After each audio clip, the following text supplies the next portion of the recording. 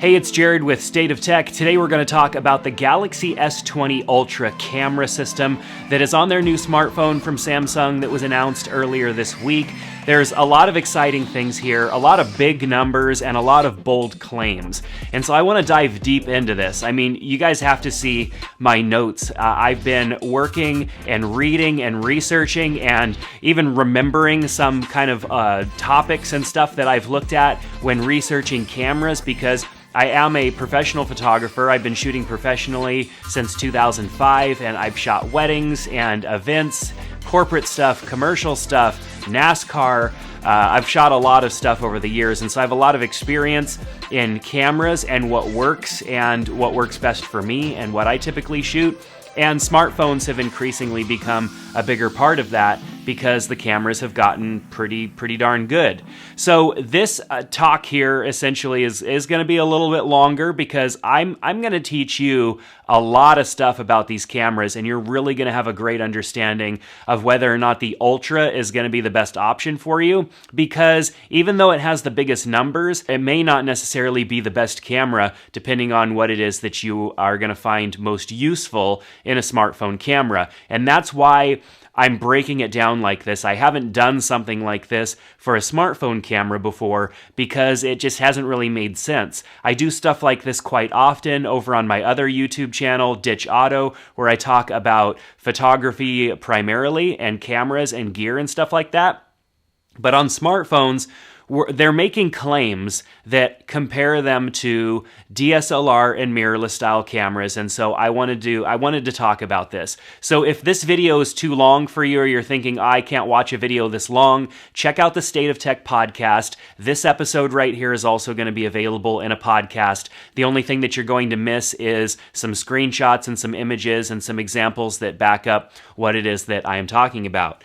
So let's jump into it. This camera is more of a calculator than it really is a camera. And that's really coming true in smartphones, with the Google Pixel phones and what iPhone is doing. And of course, with a lot of the other phones, computational photography has taken the front seat here, and it is driving what these cameras are doing. Obviously, with our smartphones, we can't just pack on bigger sensors and bigger lenses because they're a smartphone. It needs to be small and it needs to go in our pocket.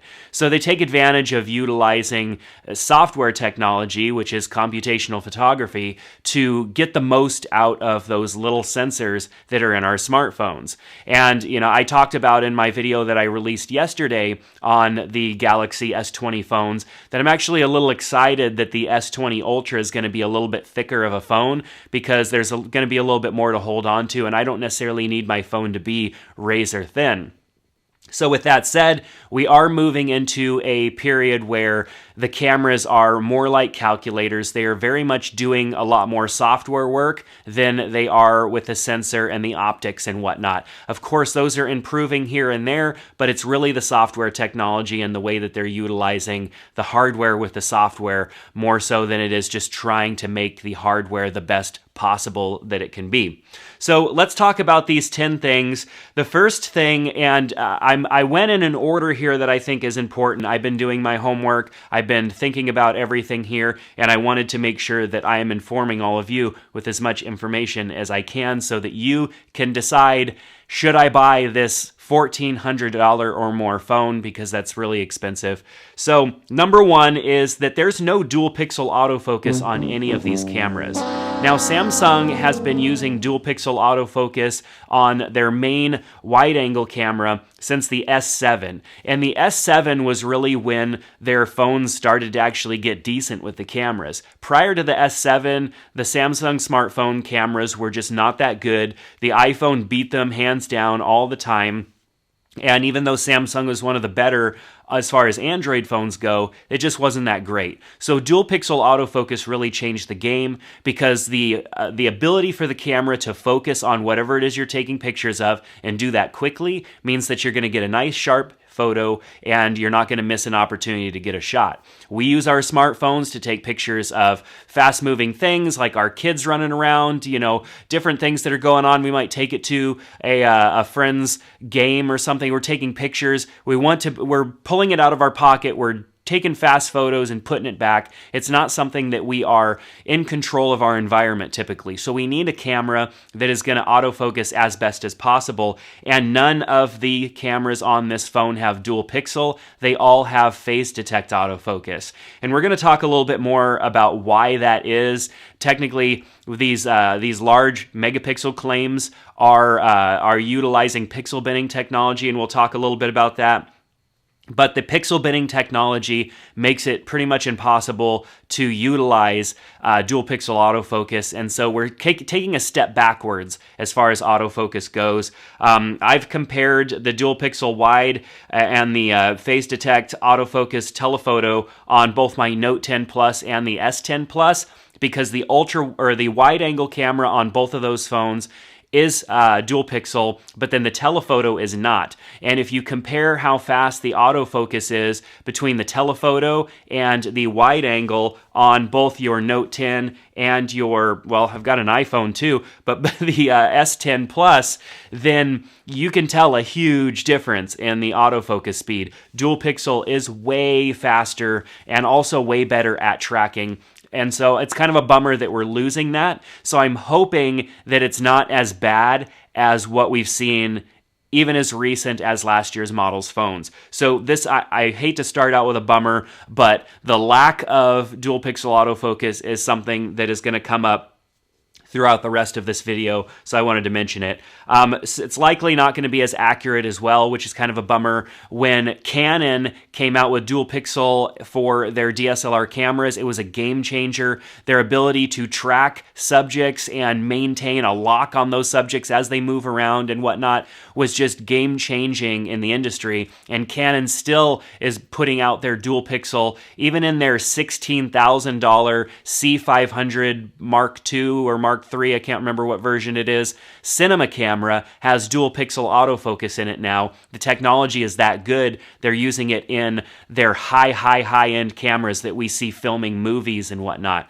So the lack of dual pixel is kind of concerning, but I'm hoping that the pixel binning and the utilization of phase detect autofocus helps out somewhere there. I know this is a super technical video already, and I apologize. I'm trying to make this as understandable and relatable as possible, but like I said, spending a ton of money on a phone, is it going to be worth it? That's why we're doing this. So the second thing is that they are utilizing pixel binning technology on these sensors. So the 108 megapixel and the 48 megapixel and the 40 megapixel on the front, those are all utilizing pixel binning technology, which means they're taking that, when you take a picture 108 megapixel, you're not actually getting a 108 megapixel photo, which would be a huge file size and would take up a ton of storage.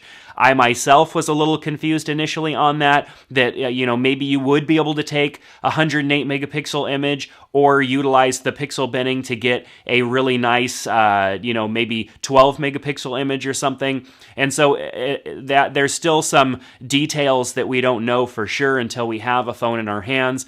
But what I do know for sure is that it's likely when you're using just the standard features of the camera, your 108 megapixel image is not going to be 108 megapixels. What they're doing is taking 9 of those, and we'll talk a little bit more about this, 9 of those pixels and combining them into one bigger pixel, because that is the way that they have to do it on a tiny sensor like that. You can't produce a 108 megapixel awesome sensor that's going to produce fantastic images in that size and have everything just work well. Cameras get bigger, cameras need more heat dissipation and a lot of other things like that when you actually are trying to produce an image of that size. So they're utilizing pixel binning technology, which typically helps produce better low light sensitivity. There are a lot of cameras that utilize pixel binning technology so that you can get more light in on that sensor and have a better low light experience when taking pictures in darker situations. So it may not necessarily relate to higher resolution images or better detail, because a lot of times there are some sacrifices there, but in low light situations we should see some huge advancements because of the pixel binning technology. So That'll be interesting. Essentially, what it's doing is it's increasing the signal to noise ratio, which is good because there's only so much that a tiny, tiny, tiny pixel can do. And when you group them all together, it's allowing, or when you group a multitude of them together, then what it's allowing it to do is utilize that computational photography and see what each of those pixels are doing and actually make better decisions on how to differentiate an actual image from noise that's being captured. And there's just a lot that goes into that, but that's the gist of it. So let's start talking about the actual cameras. The front-facing camera has an 80-degree field of view, which is the same as, say, the S10 Plus from last year. It has face detect autofocus, which is a bummer because on the other S20s, it has dual pixel. So on the S20 and S20 Plus, we have dual pixel on the front-facing. On the front-facing on the Ultra, we lose that, and that's kind of a bummer. So face detect. We also have an f2.2 aperture versus an f1.9 that was available on the S10 Plus last year. So we're getting a little bit smaller of an aperture, which means less light coming in. Of course, there's pixel binning happening because it's a 40 megapixel sensor being binned down to 10 megapixels. So we're actually only going to get a 10 megapixel image out of the front-facing camera, but it's utilizing pixel binning. So hopefully that f2.2 won't be as bad because the pixel binning will help with the low light situation. So essentially what that means is that 0.7 micron size pixel is becoming 1.4 microns because of the pixel binning. And the S10 had a 1.22 micron. It didn't utilize pixel binning. So we're getting a little bit larger overall of a pixel, but utilizing pixel binning. So it's not much larger, but we'll see what that actually turns out to as far as low light performance and clarity. A lot of times we're taking selfies in lower light situations. They don't end up looking good. So we'll see how this ends up working out. So the 12 megapixel ultra wide on the back of the phone has no autofocus at all. That is pretty typical. Most ultra wides on these phones don't have any autofocus. Its focus is set to infinity because typically items are a little bit further away, and so the autofocus range would go to infinity before it would even reach your subject anyways. So they just set it fixed at infinity. It has a 120 degree field of view, which is a little bit less than the S10 Plus last year, which was 123 degrees. The larger pixel size of 1.4 microns versus 1.0 on the S10, there's no pixel binning taking place on this sensor because it's a 12 megapixel, that's it. And so there's no pixel binning. So we do get a larger actual pixel, which should produce much better quality image on the ultra wide. And since there's no binning going on there, we're gonna get better overall clarity, better all resolution. I mean, everything's gonna look better out of that camera than last year. The only thing that is the same effectively is the f2.2 aperture on that particular camera. So let's move to the star of the show, I guess you could say, which is the main wide-angle camera, which is not really 108 megapixels, like I was mentioning before. It's combining 9 of those pixels into one, and that will land at a 12 megapixel photo.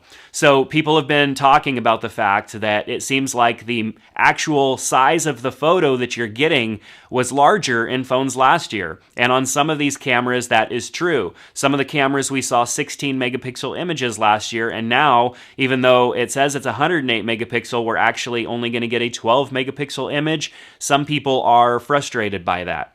Personally, I don't think I need any larger than a 12 megapixel image out of my phone. I would sacrifice image size for clarity and low light performance any day. That's why the Sony A7S camera was a game changer in the world of mirrorless, because it was only like a 10.2 megapixel camera, but that thing could like see in the dark, and it changed the game, and it's why everybody is using and shooting on Sony cameras. I'm looking into a Sony A7 III right now, and that was just great. I would rather sacrifice some image size for image clarity and also low light performance, so not a big deal. It is a larger sensor that is on this camera too. So a larger sensor means that there's going to be some improvements to depth of field and stuff like that as well. That's the difference between shooting on a full frame camera or a crop sensor camera. So I'm talking about like DSLR and mirrorless cameras. You can get the crop sensor cameras, which have the smaller sensor, and you can get some amazing images out of them, but professionals typically shoot with a full frame camera, because when you put 35mm equivalent lenses on the full frame camera, you get that shallow depth of field with the beautiful bokeh in the background, the blurry fall off, and if there's shapes, they're like super cool, like blurry orbs in the background and stuff. I'm trying to explain bokeh to you, but I know you've seen it in images, and it is very pleasing to the eye. And so not that this phone is going to be able to achieve that, but it's going to do a little bit better because of that bigger sensor, utilizing the lenses that are there. It also has optical image stabilization, nothing new. All the cameras of the past for several years on these phones have had OIS, but of course it also only has phase detect autofocus, no dual pixel. Dual pixel autofocus has been present on the main camera for most of our previous year's smartphones, all the way to the S7 with the Samsung Galaxy phones, and the lacking of dual pixel means that this camera may not autofocus as fast and be as good at doing things as previous year's model, which I hope is not true. Looking at the technologies and what the technologies have done for different cameras over the years, the technologies, and it would say that we're not going to have as good of autofocus performance out of this camera. But with computational photography and all the stuff that Samsung is doing, who knows, that may change. And we're just going to have to test it out, and I will be testing it out. So make sure to subscribe to the channel or the podcast here so I can bring that information to you when I have this S20 Ultra in my hands. Because of that pixel binning, a 0.8 micron pixel becomes a 2.4 micron pixel, which is massive in comparison to pretty much all the other smartphones out on the market. So with that pixel binning technology producing a 2.4 micron size pixel, we should get really good low light performance out of this camera. We should get, even though the pixel binning is there, because of that larger size, we should get some good clarity and some things happening out of this camera because of that technology. The 108 megapixel essentially is just a big number to make it sound exciting. We're probably not even going to be able to take a 108 megapixel size image because of the binning, but with that said, that's fine. I would rather utilize this pixel binning and see what that has for us. The lens on this camera is an f1.8 aperture, which is pretty good.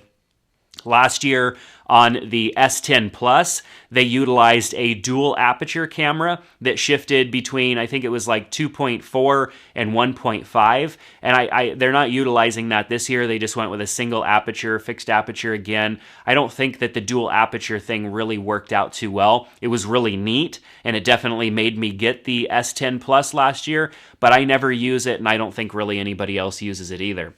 So let's talk about the telephoto camera on the S20 Ultra. It is 48 megapixels, but utilizing pixel binning technology, we're getting an effective 12 megapixel image out of that. Usually, the telephoto has like a 16 megapixel. So we're getting a smaller image, and that is what it is. It's a 12 megapixel image.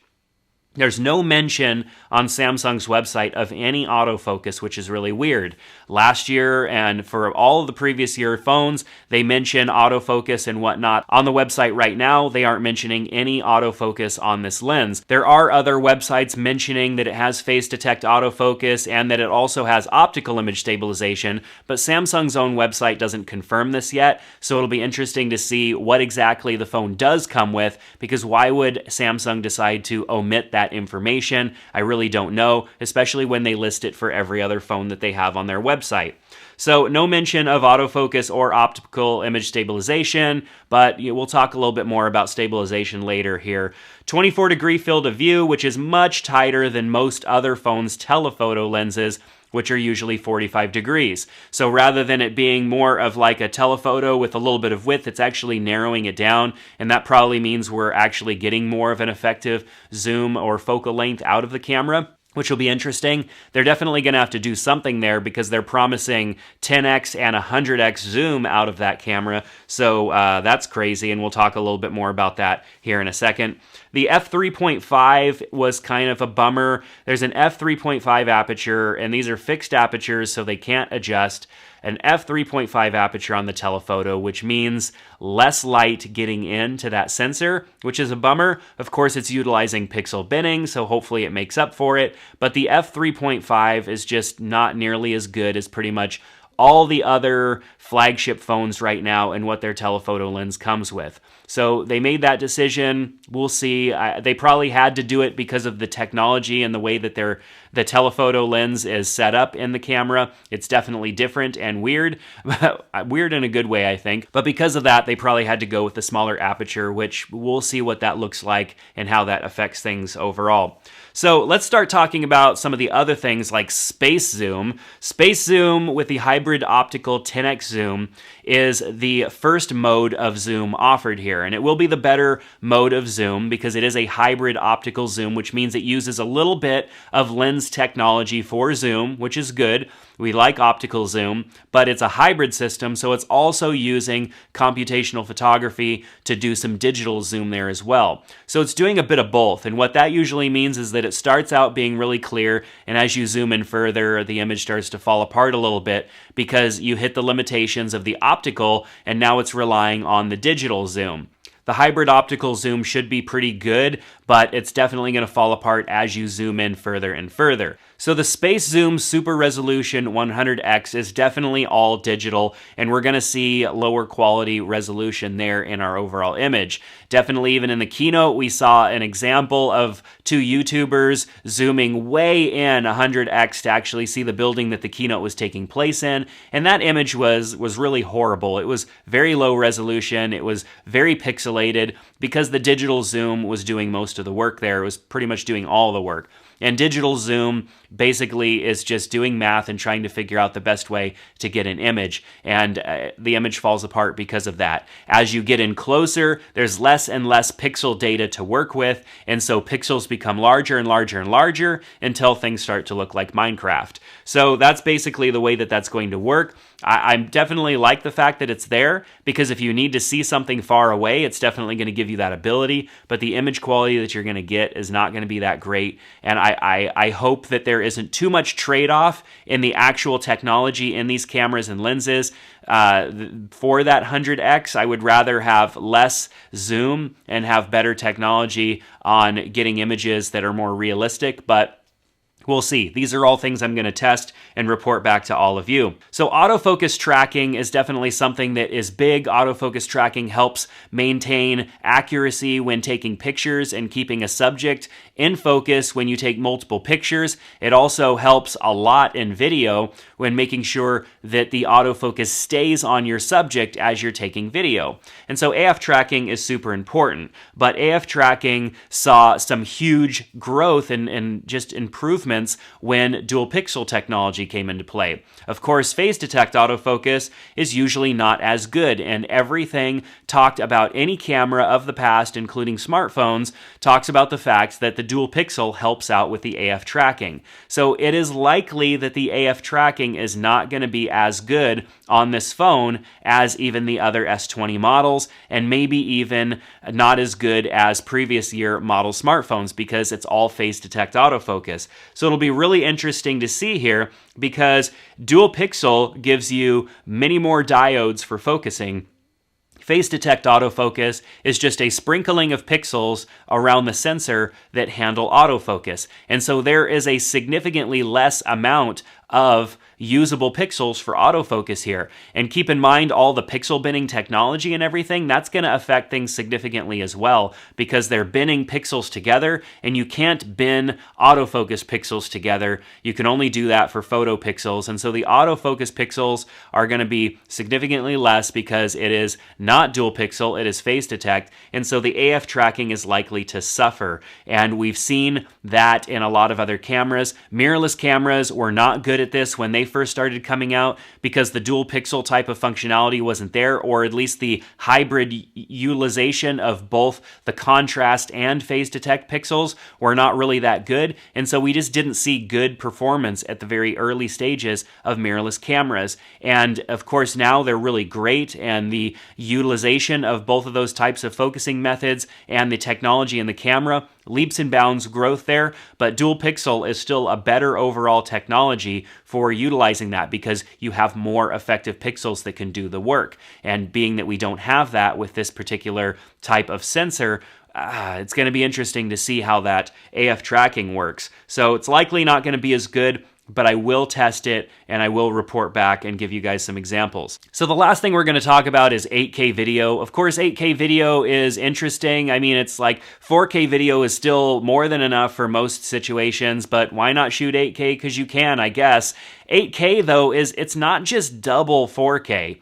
People think, oh, well, 8K is like double the size, but it's not really. 4K is essentially an 8 megapixel image, and 8K is a 32 megapixel image. So think about the storage that's going to take up on your phone if you decide, I'm going to shoot everything in 8K. First of all, you're only getting 24 frames per second, which will be good for some situations, but if you're moving your phone around a lot and trying to capture action or anything else that's going on, it's just not going to look good. It's going to look a little blurry. And also, that image is going to be huge. It's only going to probably store internally on your device because it won't be able to write to an SD card that fast. So you're going to need to get a bigger storage model phone in order to utilize 8K without running out of space eventually. So I don't know. 8K is something that I will probably test and play with once or twice.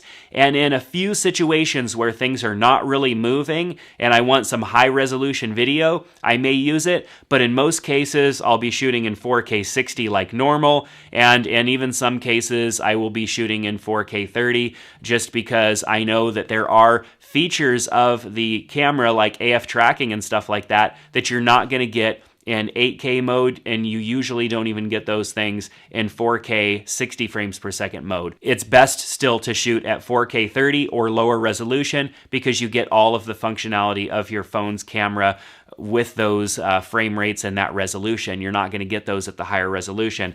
I will make sure to test that and bring all of that back to you.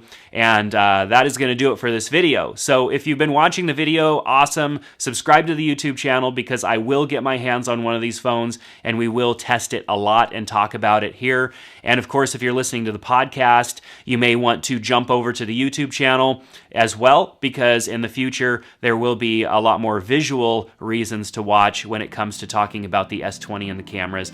But like I said, the podcast is great for longer form talks like this because you can listen. There isn't a whole lot to show here other than some screenshots and stuff like that. So the podcast is a great supplement. So definitely subscribe if you haven't yet. The link is down in the description below. So I also have a link down in the description below for the page on Amazon for the S20. Of course, if you want to reserve or pre-order, you can, I think, do that now. So you'll want to check out the links down in the description below. But do keep in mind that I will be back here showcasing what all of this means in the real world and what it looks like, and bring my thoughts and opinions to you as well. So thanks so much for being here. Click that like button if this video was helpful. Share it with a friend who's been talking about S20 stuff with you, and I hope to see you back here in the next one. Take care.